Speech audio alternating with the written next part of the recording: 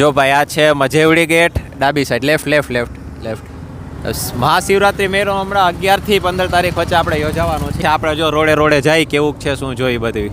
જવા દે આંખ બંધ કરીને, જ્યારે આંખ ખુલે ક્યાં આવીશું એ ખબર નહીં. પછી આંખ ખુલી હે ને એલા કરાય છપાઈ જાત વાર નો લાગે. ડોકેશભાઈ જો ભાઈ પ્રવેશ દ્વાર આવી ગયું. હા કલર લાગે હો ભાઈ, કલર લાગે.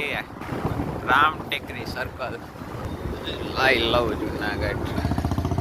જો સામે જે ઉપર લાઈટ દેખાય દત્તાત્રેય પર્વત છે, 10,000 પગથિયા વાળું આપણું. જો આ સાઈડ છે દામોદર કુંડ. જો અત્યારે તો શાંત રસ્તો દેખાય છે, કાંઈ ભીડ નથી, પણ જ્યારે મહાશિવરાત્રી મેળો મિનિકુંભ ચાલુ થશે એટલે ત્યારે જોવા જેવું હશે. પણ કોઈ દી શિવરાત્રી મેળો નથી કર્યું ને, જોઈ તો ખરી આ વખતે કેવું છે. મેળો નથી ગયો, અંદર જવા દે.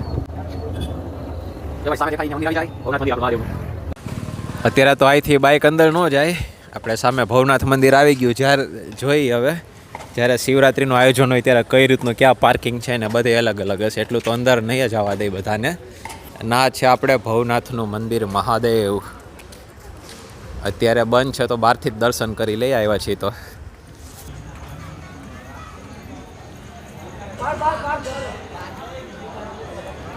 જ્યાં કોર્નરમાં જે કુંડ દેખાય ને વચ્ચે આ ભાઈ ઊભો, ત્યાં જે આપણે નાગા સાધુ છે ને ત્યાં બધા નાવા ડૂબકી લગાવે.